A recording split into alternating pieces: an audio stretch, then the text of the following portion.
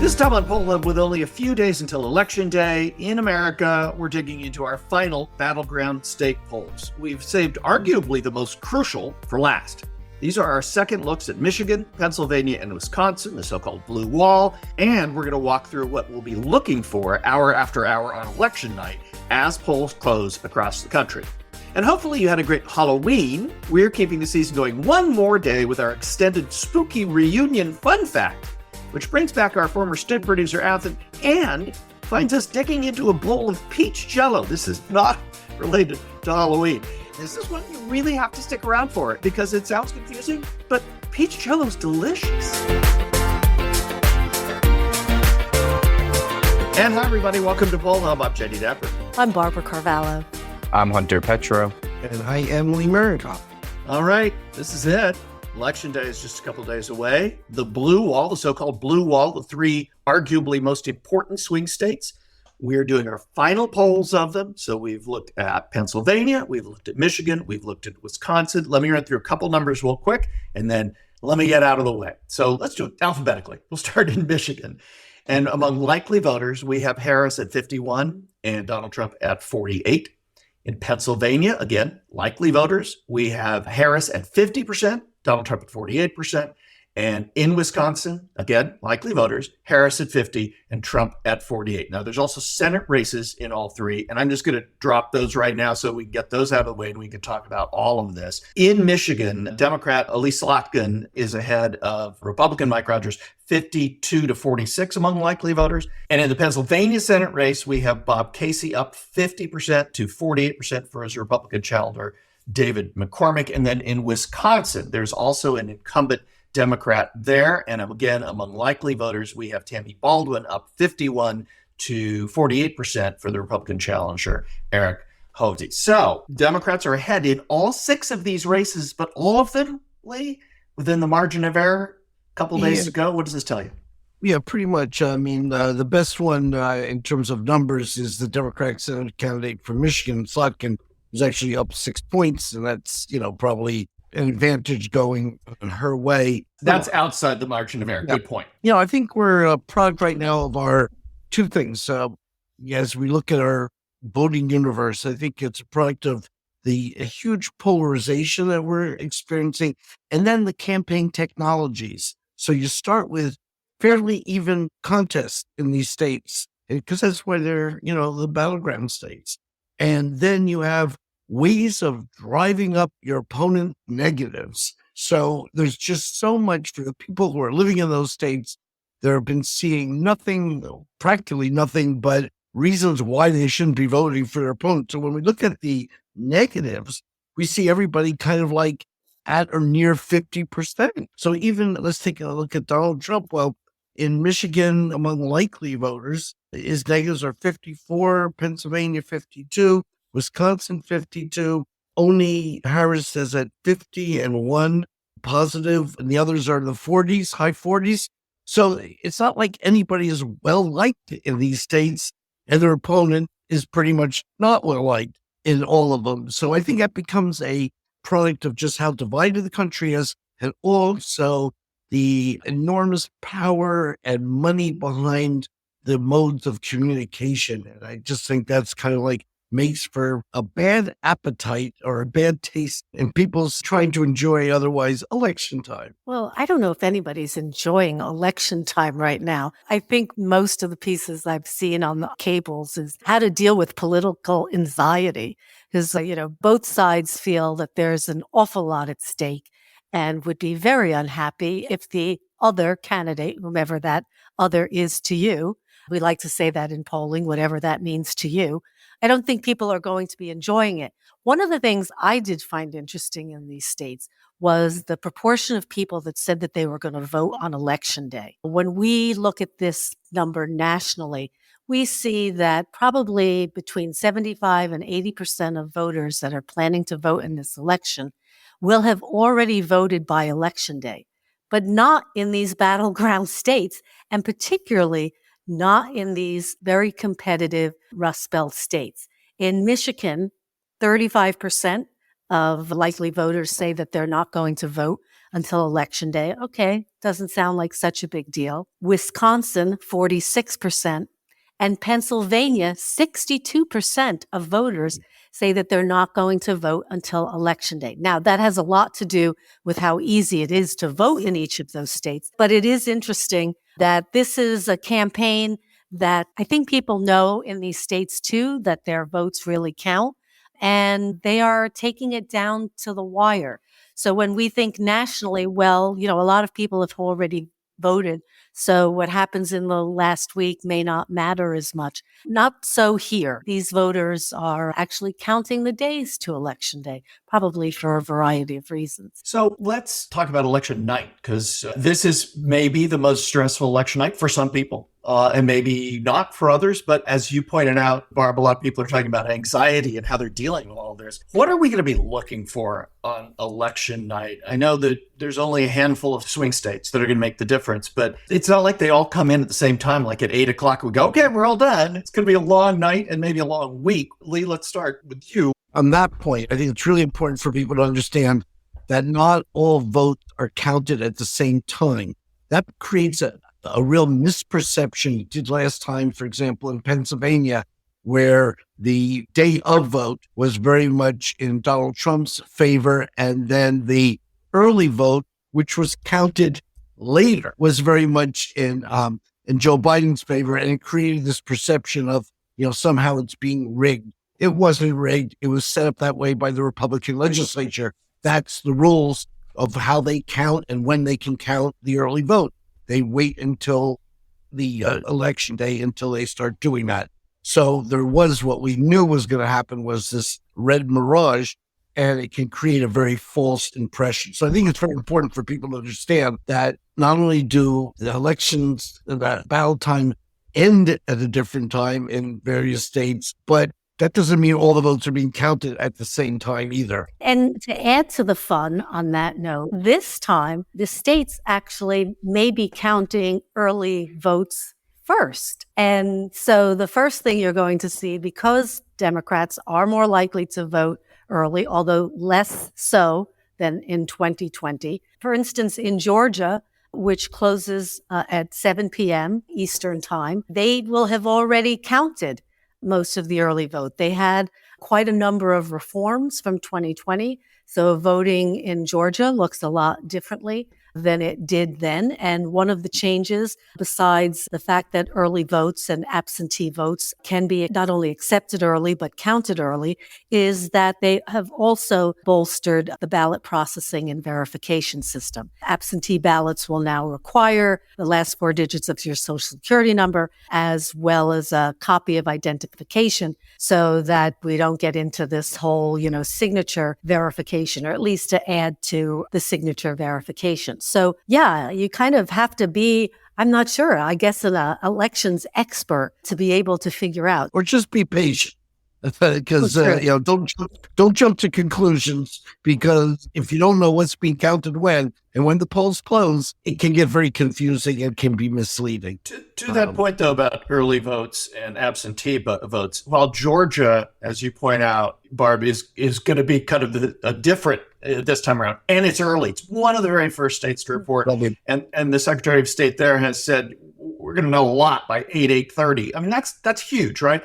But the next swing states that come in, Eastern time, North Carolina, then Pennsylvania, Wisconsin, Michigan, none of those are allowing all of the early vote or absentee ballots to be counted ahead of time. Some allow for some, but for the most part, all of those states, Michigan being a little bit different in terms of the laws, but all of those states are unlikely to have really numbers that satisfy anybody for hours, if not the next day. And so I think your advice, Lee, on election night, what we're looking for is some directional indicators from some key districts, and all the cable, news folks all have people looking at this in their decision desks. But at the end of the day, or the end of the night, we are very likely, unless it's a bigger margin than a lot of people expect in these states, we are very likely with these swing states to not have an answer. And if these swing states don't have an answer, it's kind of unlikely we're going to know who's winning this election when we go to bed, if we go to bed on election day.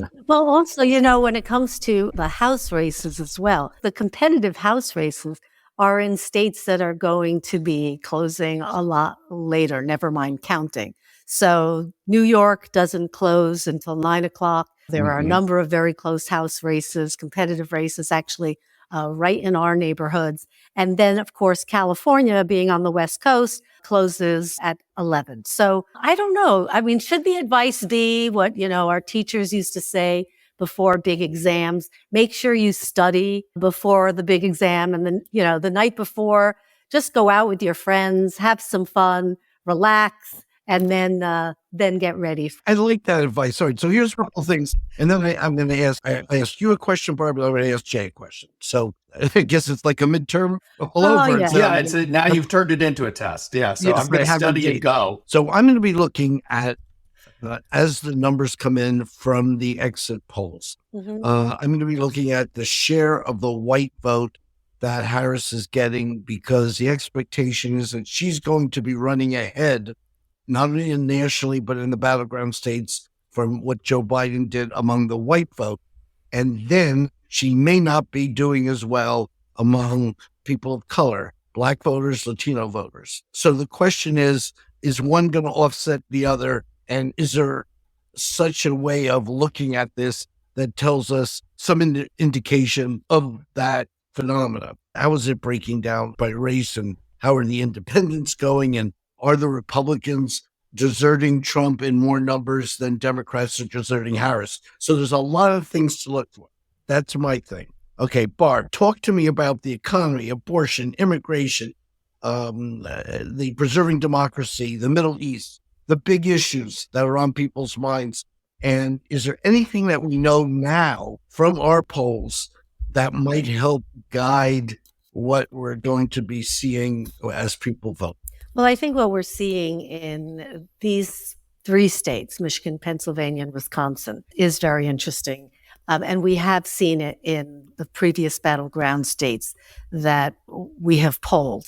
Inflation, democracy, top issues. Generally, nationally, inflation being a kind of a surrogate for the economy is thought of as being a pro-Trump issue, preserving democracy, a pro-democratic one, although, again, large proportions of people on both sides see those issues as important. But one of the things that I think is exceptionally interesting, particularly in these 3 battleground states, is when we ask people directly about who can better handle the economy. And that is something that we have found is different here. For instance, in Michigan, there's only a 1-point difference between people who see that Trump can handle the economy better and Harris can handle the economy better. That's 49 for Harris, 50 for Trump. When we go to Pennsylvania, it's 49 Harris, 51 Trump. And when we look at Wisconsin, it's 47 Harris, 52 Trump. And so I think that is very telling. Economy is very top of mind. That's a big change. That's a big change, too, from when it was Biden v. Trump, right? Yeah. And also, it's a big change than when you look at these numbers nationally. These states are really very different. They're different in how they're voting. They're also different in, as you mentioned, Lee, the proportion of white voters that are now planning to vote or have voted for the Democratic ticket. And so I think that, we always talk about the fact that, these contests and the presidential contest is determined at the state level. And it really resonates in these last few polls because they are so different, particularly with regard to issues, with regard to race, and regard to when they're going to vote than what we see in the national numbers. Yeah, and that there are very few people who are undecided or tell us at this point they're going to vote differently. It's just a question of who actually shows up. So now my Jay Dapper question. Jay, put your journalists, you covered politics for many media people, for many media years, for many election cycles, I should say, covering it at places like ABC and NBC and all these very important journalistic election night sites. So now we're up to this election. What are some of the narratives? If you're preparing this weekend to say, I gotta have a couple things on my mind going in, so I'm ready no matter what the story is, so I can be able to provide some kind of clue. And in your answer, for extra credit Talk a little bit about 2000 and what your life was like. 2000. That was hanging chads, and that is trauma. So we're not going to talk about that. PTSD. Right. So here's what I would do going in is I would go back and look at 2016 and 2022 and how we were surprised by both. The red wave didn't materialize in 2022. Hillary Clinton won the popular vote, but didn't win the, electoral college. And, nobody really picked up on how much momentum, or not nobody, but the momentum that Trump had, I think, was undersold in 2016. I would go back and look at those and be prepared to talk about this year as an analog to one of those two. It may not be either, but my sense is that one of those two narratives is going to be the one at the end of the night, that this is more like 2016 or more like 2022. I think 2020 was an outlier because of COVID and a whole bunch of other reasons. But those are the two narratives I'd have. And then the other one, any story I'd be doing over the weekend, is exactly what you said. The stories would be about, we are very likely not to know, and that doesn't mean there's anything wrong. And that would be so. I think that's a very important story for any reporter to be covering, because I think there's a lot of misinformation about that, maybe even disinformation about that. And that will not end. That's not something we're going to be able to turn the page on election day in our politics, because that's sort of become the way things are. Barb, good night for the polls, bad night for the polls coming up? Or Oh my goodness. I always, so boy, that is a really tough question. I think that's a great one to end on, Lee. Thanks a lot. Here I was already. You know me. No, you don't. So hang on a second. So here I was grinning from ear to ear thinking, wow, I'm really glad I didn't get Jay's question. And then you threw me this curveball. I hope I don't miss it like the Yankees did. Oh dear. But I think what the polls give us, and I'm separating out the polls from the forecasters who are aggregating all of the polls and putting in their special sauce and perhaps putting also in their special interest in the election. And the good polls, and when I say good, I mean those that have a track record, that have been doing this for a while, that didn't just show up either, for 2024 and pop in. I think the polls generally give us the best sense of an election that we can have, because they do strip away the interests and the advocates and, the biases that we may find from our own anecdotal judgments. So going forward, I think that the polls have given us a very good sense of the fact that this country is incredibly polarized in terms of who they're voting for. We had a group of students this week present their final project using network science and artificial intelligence to give us some more insights on the election. And what they found is, very interestingly, from the summer polls, which we were doing, to the polls that we're just doing now, there used to be three groups in the summer. There were Democratic advocates, there were Republican advocates, and then there were these folks in the middle. Not that they didn't lean one way or the other, but they were more in the middle. And in their last presentation, it was just red and blue. And so we are very polarized. I think that the reason why we know that is because the polls have told us that. Certainly we know that from our experiences. And I think that there are a lot of insights that the polls are providing as well. When we're looking at these last three states, they're very close. They may not be close on election day, but that's because, somebody had a better pull operation than the other campaign. They are very close. And I think that the polls are giving us a very good sense of what is at stake, what people are interested in. And one thing we can find out on election night is what was on the minds of voters and why they were voting for the candidate that they voted for, because the exit polls will be available and the exit polls will be able to answer those questions, even though we may have to wait for who the winners and losers are. Well, Jay, in front of us, first of all, thank you all, Fun Factors, for joining. Jay, our special guest, Athen Hollis, has returned from her BA, and she is the reason for the season. We'll get to all in a second. Mary, Barb, myself, happy to have a official fun fact. And Oh, and far, far away. Hunter is joining us. Generally, we do all this, even if we're in the same location. So we almost always record on our own computers. We're actually all standing in the same space today, except for Hunter, who's in Chicago. But whatever. He's in Chicago. He's in Chicago. Yeah, so it's fun fact time. Okay, fun fact time, Lee. Yeah. Okay, so if it's trick or treat, I think we should start with The treat. the treat part.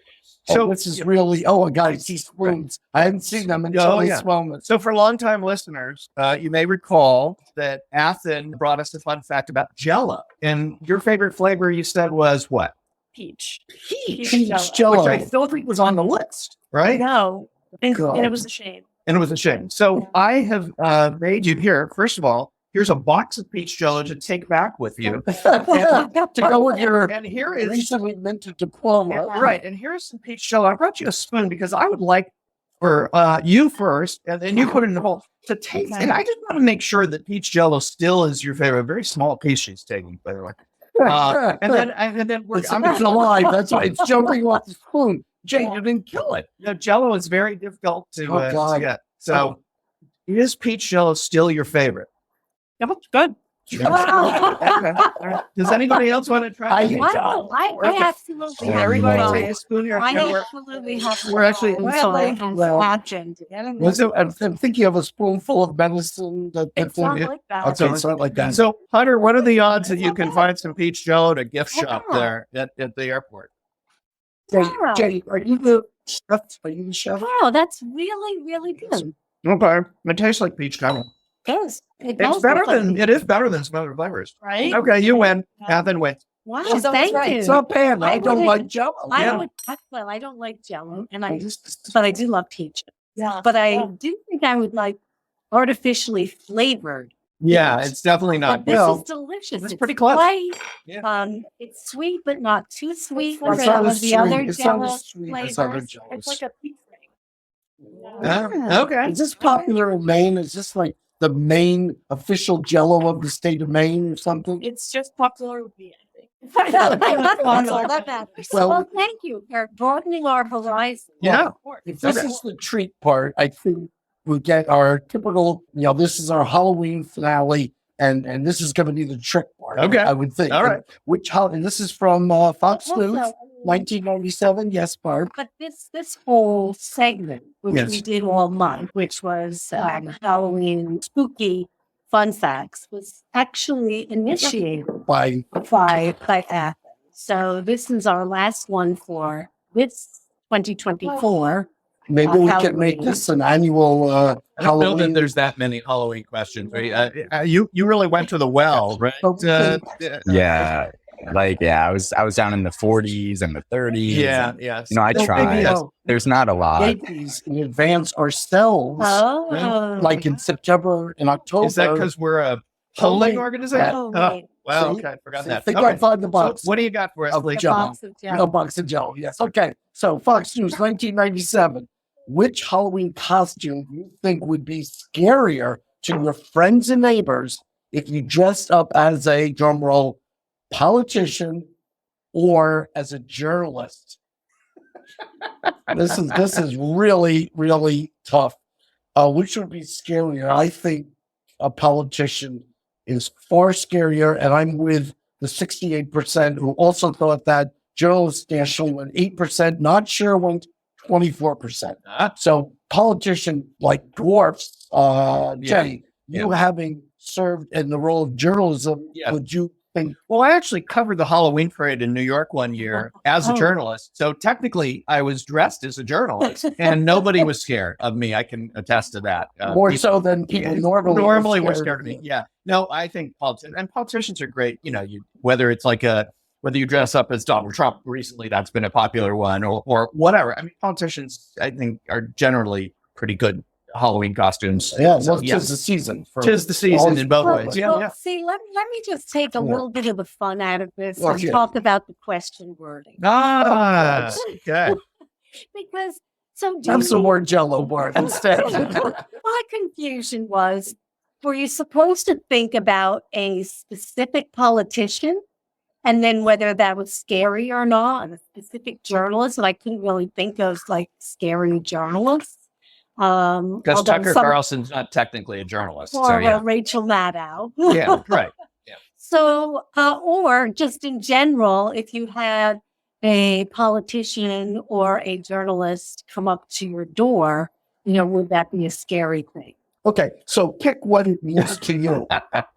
Let's take the wording and what we say in the poll So business. if it was just a generic politician or journalist, probably in my neighborhood, 'cause everybody's quote, if you ask them what they do, they say, I'm in finance. So if they had a journalist come up to their door, I think that would be pretty scary for them. That's good. Okay. Well, I'm going to go to Mary now. It's, somebody who's been in the world of journalism as well. Yeah, look, Jen, politician. Politician. Okay. And you are the reason for the season, and you have to.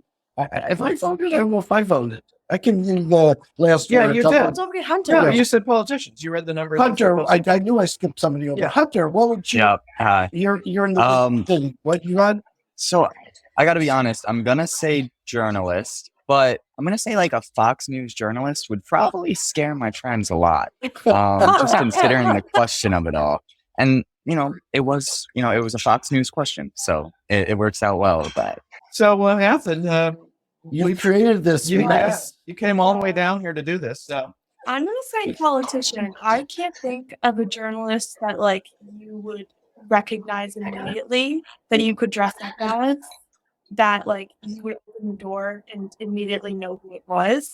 But I can think of so many politicians, especially very controversial ones, that you would open the door and immediately close it. I think it would be politicians. so what was the last costume? Did you dress up? Are you dressing up this year for Halloween? Yes. And what are you dressing as? I don't know. Oh, a politician or journalist? Oh, probably I would say journalist. Ah, I okay. would think I would be scared of politicians. Okay. I mean, you look like some of the anchors on like MSNBC. Okay. You got that look. Brown You could do that. Pull it off. Yeah. and late. I don't even recall it. I'm not going to. I'm thinking maybe I will do the battleground stakes this year. I haven't done that, and the student did that once. You dress up and you put the battleground And stakes on. camouflage. Oh, You I come see. and get camouflage and then you cut out the battleground. All right. Yeah, I'm thinking. So that's both journalism and politics. You kind of Yeah. cry. You're covering both there. It's a So that's good. bolster. Yeah.